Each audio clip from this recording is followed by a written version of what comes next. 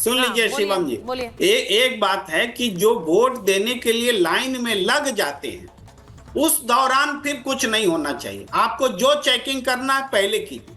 Vote देते समय डर का माहौल किसी में भी नहीं होना चाहिए। ये मुख्य मूल बात है, यही मूल बात है, इसके अलावा प्रेम जी कैसी बातें कर रहे हैं। अच्छा एक चीज बताइए, पुलिस वाला अगर इस देश में किसी को चेक करता है तो वो डर का माहौल हो जाता है क्या? हमारे वोट देते समय डर का माहौल ही होता है। अच्छा है कि पुलिस वाला वोट देते समय वहां कैसे डर का माहौल है? अरे वो आदमी है भाई, पुलिस वाले भी इंसान है, भूत नहीं है वो कि उनको देख के डर के भाग जाएगा कोई लोग। अगर वो चेक कर रहा है करने दीजिए, क्या फर्क पड़ता है इस बात से? ये इस बात को समझिए आप। अरे क्यों ना दे पाए? मुस्लिम लोग 2-2 साल के लल्ले हैं क्या कि वो वोट नहीं दे सकते? क्यों नहीं दे सकते? और क्यों डरना है पुलिस वालों से? पुलिस वाला अगर कुछ चेक करता है तो करे। डर जब प्रेम कुमार जी को डर तब लगेगा, ये तो उल्टा भी हो सकता है। अगर गलत नहीं है तो डर कैसा? वोट देने वालों को डराती है। देखिए मशीनरी जो सरकारी मशीनरी है, एक सेकंड सुनिए, मैं एक बार जरा समीर जी आपसे बात कर रही हूँ। नियम का पालन होगा। देखिए एक मिनट सुनिए। सरकारी जो मशीनरी है, वरुण जी और समीर जी को लीजिए। एक जो सरकारी मशीनरी है उस पर भरोसा तो एक आम आदमी करता है। अब ये मैं सोचकर नहीं जाती हूँ समीर जी कि भाई अगर जो भी व्यक्ति वोट डालने जा रहा है, अगर वो ये सोचने लगे कि ये तो हमें इसी तरह ये हमें डराएगा कि हम सरकार के पक्ष में वोट डालें, तो फिर तो सरकारें तो बदलती रहती हैं भाई। फिर हर पुलिस वाला, हर प्रशासन क्या ऐसे काम करता है? तो देखिए, जब पोलिंग बूथ के ऊपर पुलिस वालों की ड्यूटी होती है कि वो उससे लगे कि कोई रिस्क है, कुछ है, तो आईडी कार्ड चेक कर सकता है। आप पेपर दिखाने में डरते हो, आप आईडी कार्ड दिखाने में डरते हो, डरने की क्या बात है? आपको अगर कह रहे हैं कि बुर्का हटा के एक बार मैडम चेहरा मैच करवा दीजिए, उसमें डर किस बात की है? मुझे लग रहा है कि जिसके मन में चोर होता है और जिसे लगता है कि हम अपने बुर्के की आड़ में एक फर्जी वोटिंग कर सकते हैं, 2 बार वोटिंग कर सकते हैं। और आपको याद होगा लोकसभा चुनाव के समय झारखंड का एक वीडियो वायरल हुआ था, एक महिला बुर्का पहनकर किस तरीके से फर्जी वोटिंग करने आई थी और अधिकारियों से रोका और पकड़ा था। तो मुझे लग रहा है कि इसमें डरने की क्या बात है? आप कहिए कि नहीं, आप चेक कीजिए, आपकी ड्यूटी है, आप जो पूछेंगे बताएंगे और वोट करने जाएंगे। इस तरीके से पहले से ही बोल देना, समाजवादी पार्टी के राष्ट्रीय अध्यक्ष जैसे माहौल बनाने की कोशिश करते हैं कि चेक नहीं होना चाहिए। अरे क्यों नहीं होना चाहिए? मुस्लिम समाज को तो आगे आगे कहना चाहिए कि नहीं, जो कानून है चेक करना कीजिए। हम चाहते हैं कि देश में स्वतंत्र और निष्पक्ष चुनाव हो, हमारे मताधिकार का अधिकार इस्तेमाल हो, वो फ्री एंड फेयर वोटिंग हो। आप इस तरह से क्यों माहौल क्रिएट कर रहे हो कि मुस्लिम समाज के ऊपर, एक समाज के ऊपर कोई दूसरा समाज या देश के लोग शक की नजर से देखे? आप आगे आकर बोले कि नहीं, आप चेक कीजिए। देखिए अगर ये यूपी में हो रहा है जो कि अखिलेश जी कह रहे हैं, तो फिर तो ऐसे हर स्टेट में जहां कांग्रेस की सरकार है या अलग पार्टियों की सरकार है, वहां पर वो उन सरकारों को वोट करने के लिए भय पैदा करते हैं। ऐसी सोच क्या हम वोटरों के बीच ले आएंगे तो फिर तो हो गया वोटिंग। सुचारिता जी, हमारे यहाँ लोकतांत्रिक व्यवस्था है। इलेक्शन कमीशन ने जो प्रक्रिया तय की है उसमें कोई भी प्रश्न नहीं उठा सकता, लेकिन अखिलेश ने कोई बात करी तो उसको इलेक्शन कमीशन को संज्ञान में लेना चाहिए। अखिलेश भी बड़े विपक्ष के नेता है, लेकिन बुर्का हटाने की बात जो चेकिंग की हो रही है बार बार, उस पर मैं कुछ कहना चाहूंगा। जो टेबलें लगती है वो भी मतदान केंद्र से एक डिस्टेंस होता है उसके दूर पे लगती है।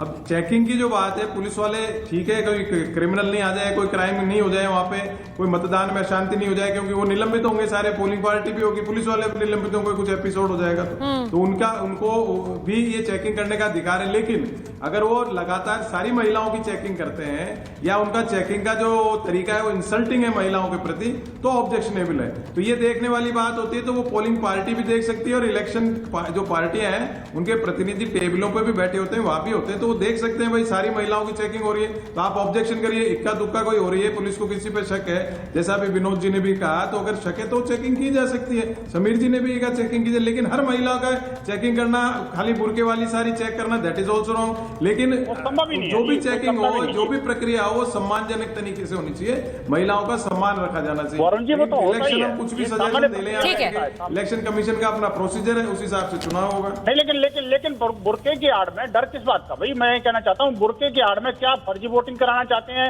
या बुर्के की आड़ में बम विस्फोट कराना चाहते हैं, या बुर्के की आड़ में महिलाओं को कैद करके रखना चाहते हैं, या बुर्के की आड़ में सिक्योरिटी को थ्रेट करना चाहते हैं? ये अखिलेश यादव को कंफर्म करना चाहिए। ये इस वक्त वैसे भी मुझे ऐसा लगता है ये मुद्दा इस वक्त उठा क्यों है, मैं बार बार ये सवाल उठाती हूँ। कम से कम टीवी पे बिठाने से परहेज करना चाहिए, नहीं तो ये माना जाएगा कि ये जो समाजवादी पार्टी जो है ना, अभी तक जिहादी पार्टी थी, अब ये महिला द्रोही, नारी द्रोही पार्टी भी है। और निश्चित रूप से जिस तरह से नारियों का इन्होंने जिस तरह से दोहन किया है, क्या बोल रहे हैं? ये विरोध करते हैं और महिलाओं को बताने का काम ये करते हैं और सिर्फ लारी जी को लीजिए जरा। महिलाओं को लारी जी मेरा एक सवाल है आपसे। लारी जी आप सुनना चाहेंगे सवाल प्लीज? मैं सवाल पूछूं कि नहीं पूछूं, मैं आपसे बार बार ये कहती हूँ, क्योंकि आप फिर नॉन स्टॉप शुरू हो जाते हैं, आप सुनते नहीं है। आप सुनते नहीं है। आरोप देखिए लग रहे हैं, आप आरोप लग रहे हैं आपकी पार्टी पर, क्योंकि आपके नेता ने ये मुद्दे उठाए समाजवादी पार्टी ना। वो वोटिंग को लेकर कहते हैं, वो ये भी कहते हैं कि भाई किसी को स्थानीय प्रशासन ने बोल दिया कि आप इस तरह से लोगों को डरा धमका रहे हैं, तो उस पर भी वो ट्वीट करते हैं, उस पर भी वो पोस्ट करते हैं। एक पर्ची भी उन्होंने पोस्ट की है, वो भी मुद्दा चल रहा है। एक नहीं है ना, कई मुद्दे ऐसे हैं जो अखिलेश जी वोटिंग को लेकर उठा रहे हैं। तो फिर सवाल ये उठता है कि क्या वो पहले वोटिंग से पहले ही एक डर है क्या?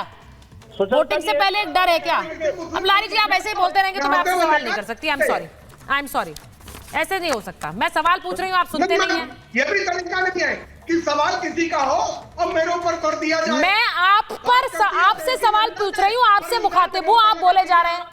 बताइए जरा, पूछू कि नहीं पूछू? बार बार पूछ रही हूँ, लेकिन तब भी आप सुन नहीं रहे।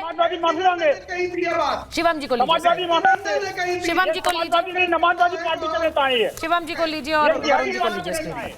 मेरा सीधा सवाल यह है कि जो महाराष्ट्र में हुआ है, अब मैं इस मुद्दे पर आती हूँ जरा।